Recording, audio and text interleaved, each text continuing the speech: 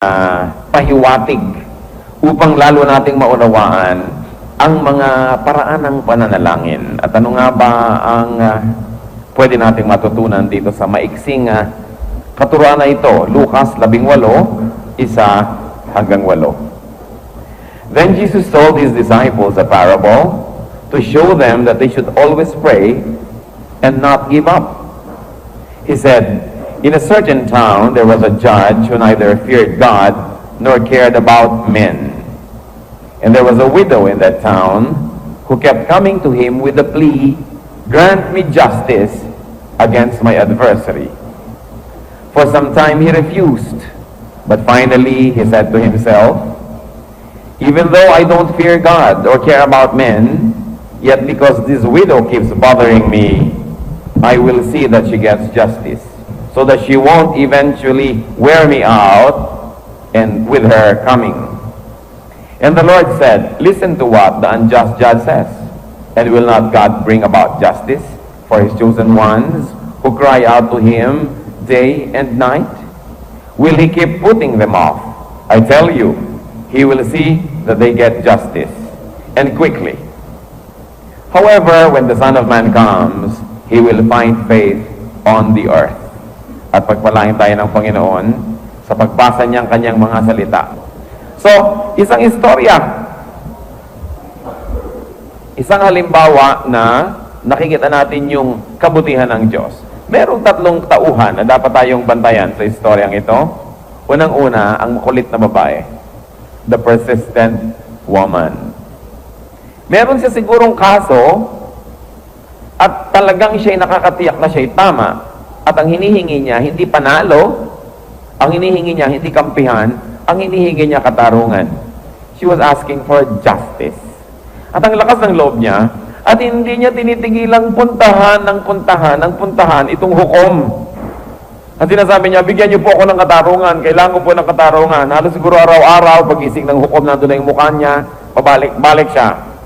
And she was asking for justice. So what can we say? And what can we say? She was not asking for a bad thing. She was actually asking for a very good thing, which was justice. Hindi siya humihinging kampihan siya kahit mali siya. Sabi niya, katarungan. Ang lakas ng loob niya, palibas at maganda naman ang hinihingi.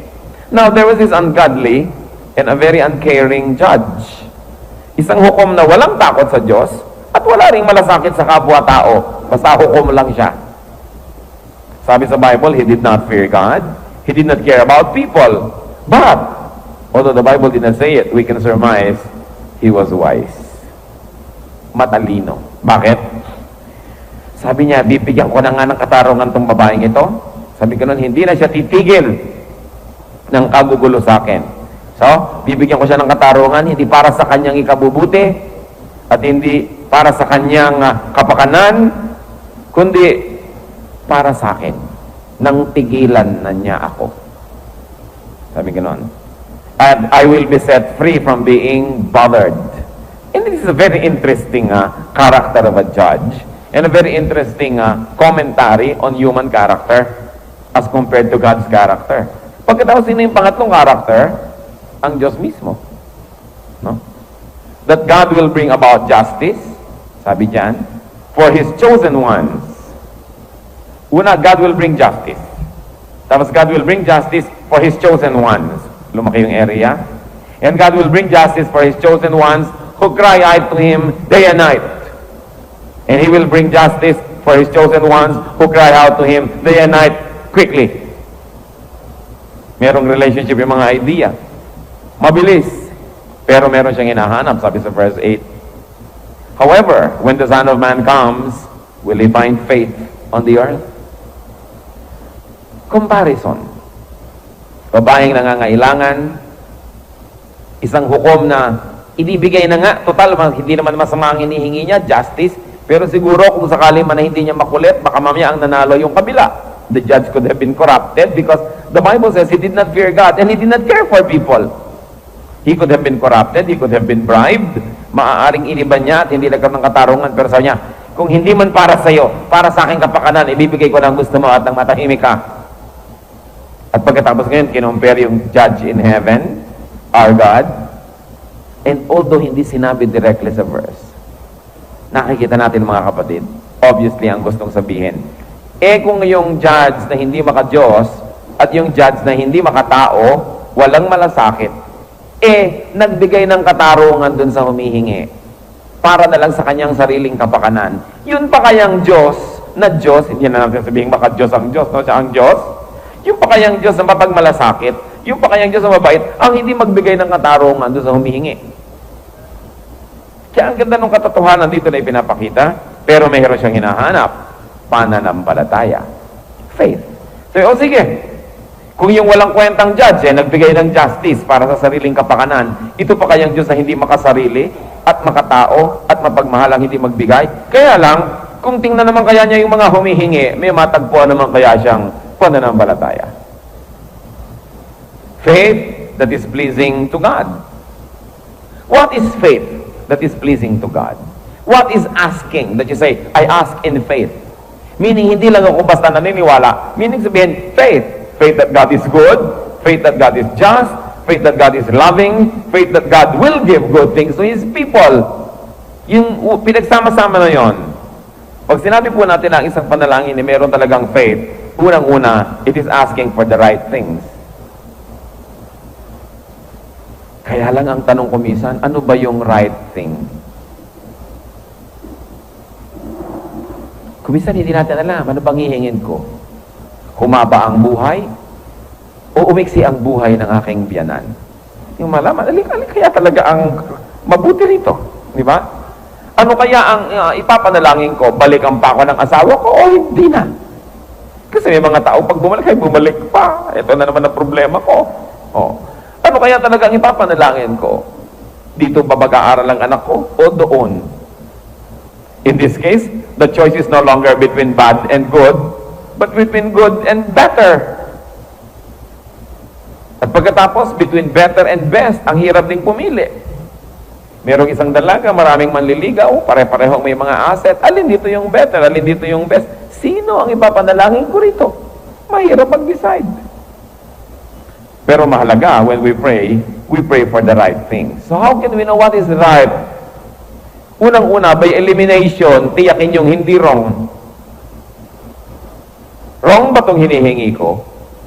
So pag sinabi yung, wala naman ako makitang wrong, then right na siguro yon. By elimination. Pangalawa, by biblical confirmation. Tingnan nyo sa scripture.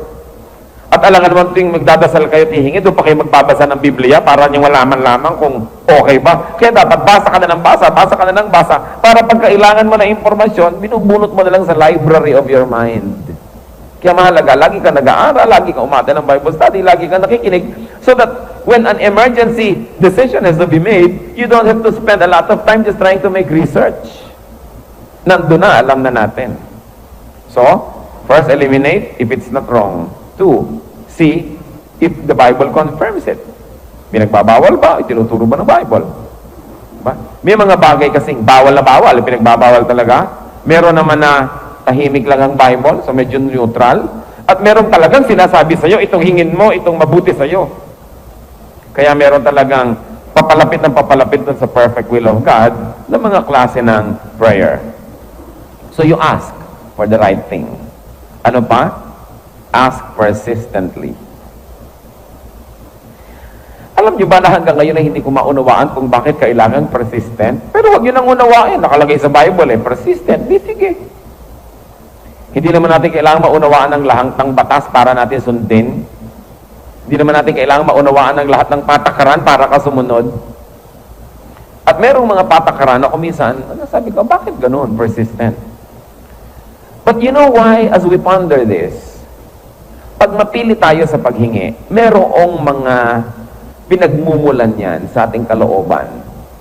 Ano, una? Panatag ang iyong loob sa Diyos. Palagay ang iyong loob. Alam niyo yung mga palagay at alam niyo yung hindi Halimbawa, may nagsabi sa akin, pwede mo ba akong bigyan ng ganyan? Narinig kong minsan, tapos hindi na niya inulit.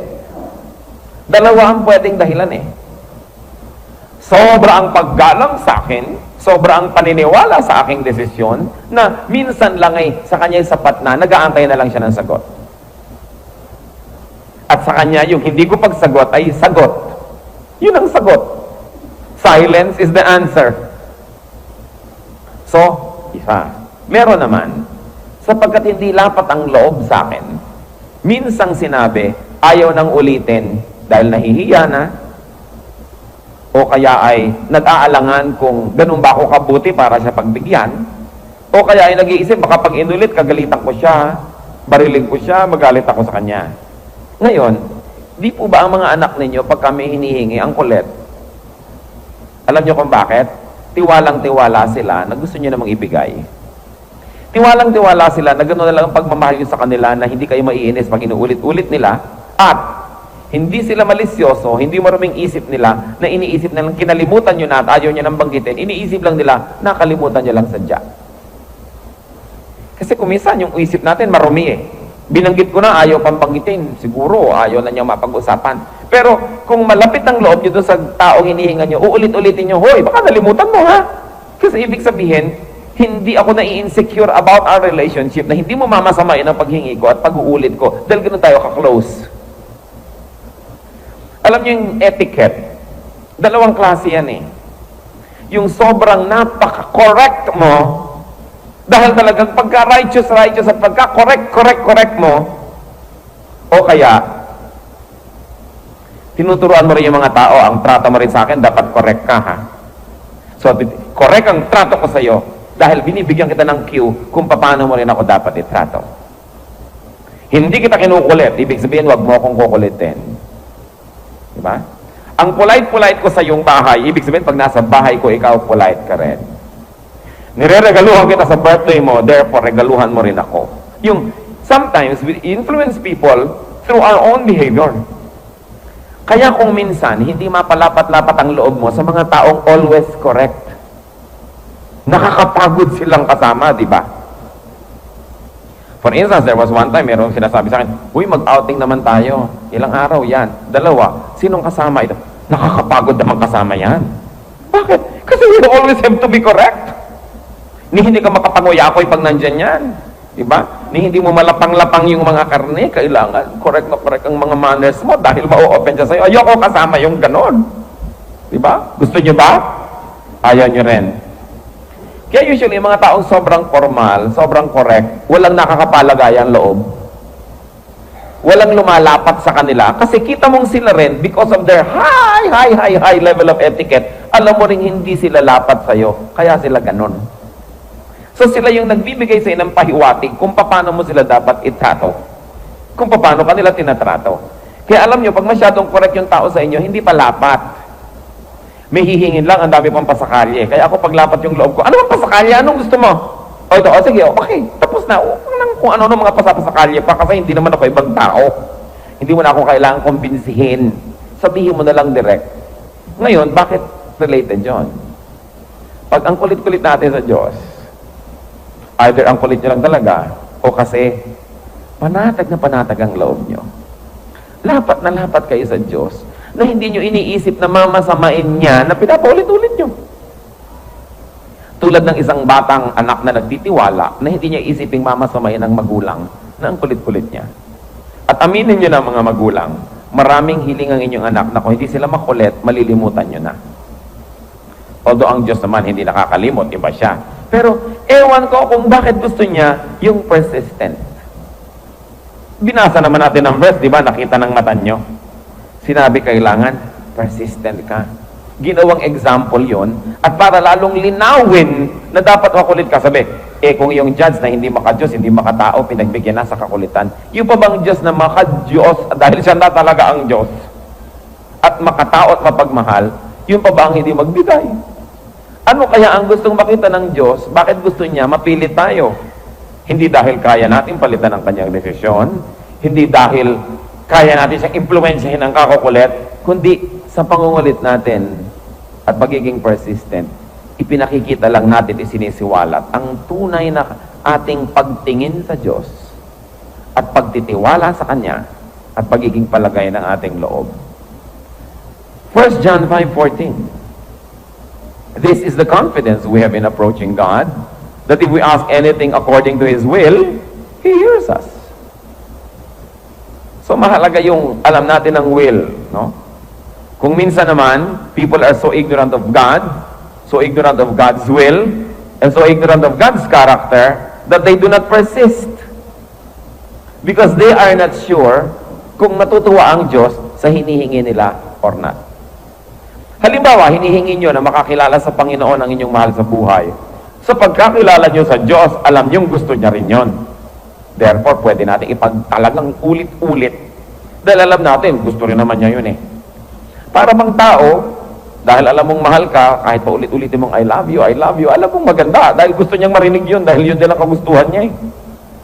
Kaya yung kagustuhan ng Diyos, mahalaga na alam natin, and we pray according to that. Ngayon, meron namang mga faith. Faith pa rin ang pinag-uusapan natin, right? Yung faith na makulit, dahil I have faith in the strength and the closeness of our relationship, that I know that you will not be bothered and you will not consider it bothersome, that I'm always praying about it. No? And still talking about faith, there is a kind of faith that is weak. That even while praying, the people praying are already conditioning themselves not to receive what they are asking for. Ano ba, Lord, ito naman po pinipray ko lang, kung will nyo lang, kung pwede. Once more, parang coin ito na two-sided. Either, talagang sobra na naman ang tiwala mo sa Diyos, na kahit nasa iyong isip, alam mong ito dapat, pero sa sobrang tiwala mo, sa ending, sinasabi mo pa rin na, Lord, your will, not my will. Okay? So, ang ganda nung ibig sabihin nun ay bahala na po kayo, Panginoon, kung talagang ayaw nyo. Dahil nagtitiwala na tama ang Diyos. Pero meron din pinagmumulan yung prayer na yan na maihanda ko na nga ang sarili ko para ako mabigo ako, huwag naman ako masyadong ma-frustrate. Ibig sabihin, wala kang faith.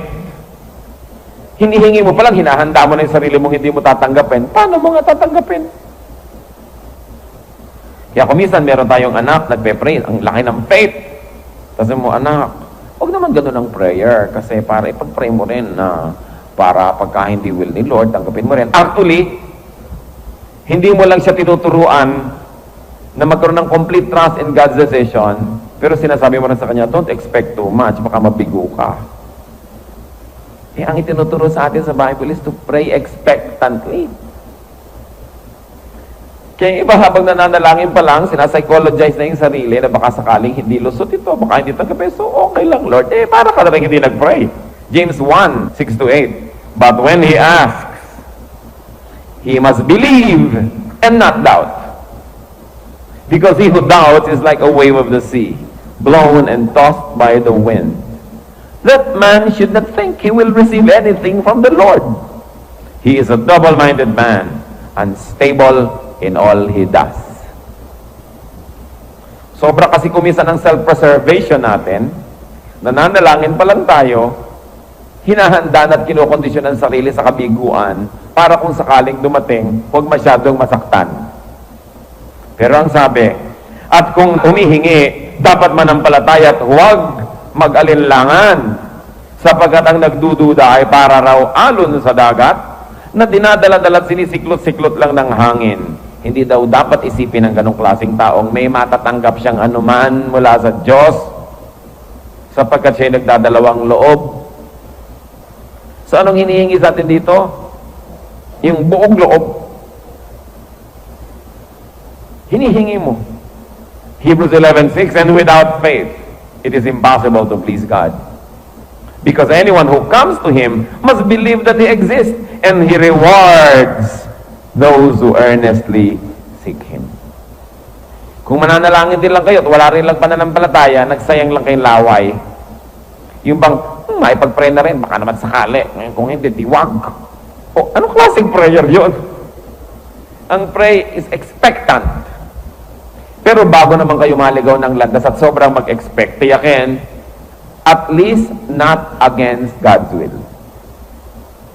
Ngayon, mas tiyak ka pa kung silent lang ang Diyos sa topic na yun. Mas malakas ang loob mong humingi kasi hindi naman niya pinagbabawal eh. At lalo naman kung ipinangako, believe in the Lord Jesus and you will be saved. You and your household. Pangako na yun. Ba't ka ba magdududa? Lalo talagang sobrang masidi ang pananalangin sa ganong mga bagay. Yung mga sinasabing, I will never leave you nor forsake you.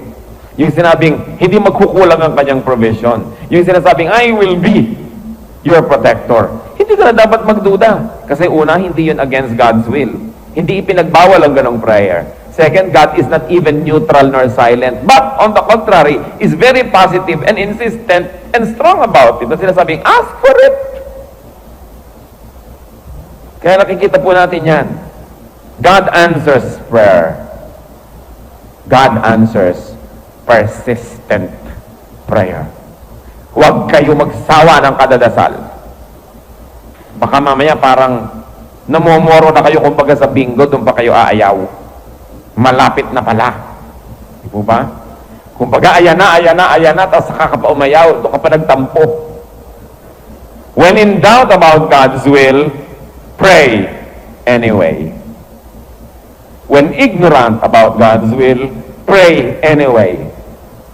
And when you know God's will, all the more that you should pray anyway. So in other words, pandilatan yung katabi nyo, sabihin nyo sa kanya, pray anyway. Di ba? Basta magdasal ka. Huwag kang titigil ng kadadasal. Hindi ko alam kung bakit gusto-gusto ng Diyos na nagdadasal tayo. Hindi nyo rin alam, pare-pareho lang tayo, magdasal na lang kayo. Kasi, alam niya. Alam niyo ba na hanggang ngayon, yung panalangin na hindi ko lubos maunawaan? Ibang Lord, aksidente itong mga taong to. Sa lagay ko, hindi ako nagpe-pray, ma-aksidente sila. Ganon? Mas mabait ba ako kaysa sa Diyos? Na kung hindi ko pa ipinakiusap sa Diyos, ipapayagan nga niyang ma-aksidente. Pero pray anyway. Kasi sabi, pray for each other. Pray earnestly. Ito ipag-pray natin. Pero alam nga namang mas mabuti pa tayo sa Diyos. Na kung sakaling nakaligtaan natin ipag-pray, pababayaan ng Diyos. Di yun pala ang kabutihan ng Diyos dependent on our prayers? Hindi naman siguro. Pero bakit naman kaya kailangan pa tayo magdasal? Kung gagawa rin pala siya ng mabuti ng kusa, kasali tayo kay hindi, ano ba pinagdarasal tayo? Di ba kayo naguguluhan? Kaya ang policy, just pray anyway. Hindi mo naman kailangan maintindihan lahat yung mechanics niyan eh. Parang isang bata na humukay ng isang dakot ng buhangin sa tabi ng dagat at sabi ng isa, aanin mo ang hukay na yan? Sabi niya, ilalagay ko sa hukay na ito ang tubig ng lahat ng Pacific Ocean. Imposible, di po ba? Ganon din ang ating utak para lang isang maliit na hukay sa buhangin. Hindi nyo kayang i-contain dyan lahat ng thoughts ng Diyos.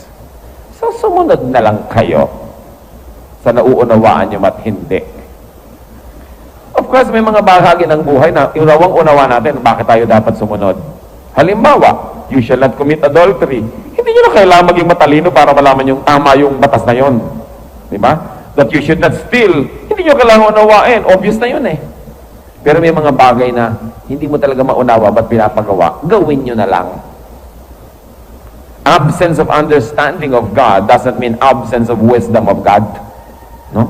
Kung hindi natin nauunawaan, hindi ibig sabihin mali siya. Anong sabi ni St. Thomas Aquinas? It is exceedingly foolish for a man to think that what he does not see does not exist, or what he doesn't understand is wrong. Kaya manalangin, manalangin, manalangin. Isa pang example, Luke 11, 5 up to 9. Ang Panginoon na naman, nagtuturo, nagbibigay na naman ng illustration. Then he said to them, suppose one of you has a friend, and he goes to him at midnight and says, friend, lend me 3 loaves of bread, because a friend of mine on a journey has come to me, and I have nothing to set before him. Then the one inside answers, don't bother me. The door is already locked, and my children are with me in bed. I can't get up and give you anything. I tell you, though he will not get up and give him the bread because he is his friend, yet because of the man's boldness, he will get up and give him as much as he needs.